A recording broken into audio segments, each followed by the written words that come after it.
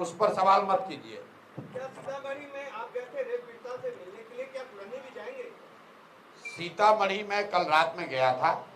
नागपुर में जो घटना हुई है, विभत्स घटना हुई है, एक 11 साल की बच्ची के साथ 4 या 5 लोगों ने गलत काम किया, उसको बुरी तरीके से, विभत्स तरीके से उसकी हत्या कर दी गई है। उनसे मिलने गए थे। जहां तक बात कुर्नी की है, जिस दिन घटना हुई है उसी दिन पीएमसीएच में सबसे पहले जनसुराज के लोग ही पहुंचे थे। उस बच्ची के घर उसी दिन यहाँ राज्य के जिले के सारे साथी गए, राज्य के लोग गए, जनसुराज के अध्यक्ष गए, हम लोग राज्यपाल से मिले और आगे हम लोग कल परसों में ये निर्णय भी कर रहे हैं, आपस में बैठ रहे हैं।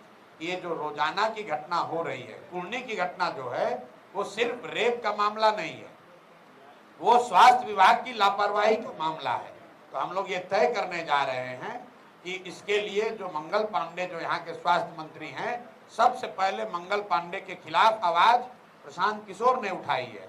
हमने ये कहा है कि ये वही आदमी है, जब स्वास्थ्य मंत्री थे तब कोविड हुआ था और हमने देखा था कि कोविड के दौरान बिहार के लोगों की, यहाँ की स्वास्थ्य व्यवस्था की की कमियों की वजह से क्या दुर्गति हुई थी।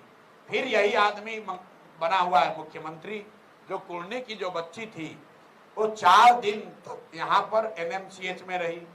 फिर जब उसको पटना रेफर किया गया है तो वहाँ पर लोग बता रहे हैं कि एम्बुलेंस में वो 4 से 6 घंटे तक वेट करती रही, वहाँ पर उसको एडमिशन नहीं मिला।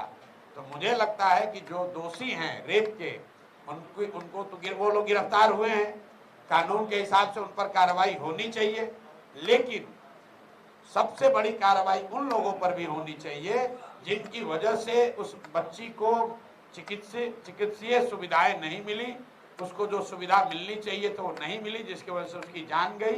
तो निश्चित तौर पर जनसुराज ने दल के तौर पर भी और हम लोग व्यक्तिगत तौर पर भी मंगल पांडे को बर्खास्त किए जाने के या उसके इस्तीफे की मांग कर रहे हैं। अगर ये नहीं हुआ तो जनसुराज इसको आगे बढ़ाएगा, आंदोलन के तौर पर बढ़ाएगा।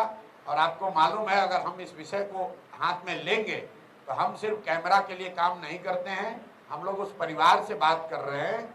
अगर वो लोग लड़ाई लड़ना चाहते हैं, अगर वो लोग ये मानते हैं कि बिहार के स्वास्थ्य विभाग के पीएमसीएच के लोगों की गलती की वजह से उस बच्ची की मृत्यु हुई है, तो हम लोग जनसुराज परिवार पूरी ताकत के साथ उनके साथ खड़ा होगा और मंगल पांडे को काम करना मुश्किल कर देंगे, उनका घेराव करेंगे, उनसे सवाल जवाब करेंगे।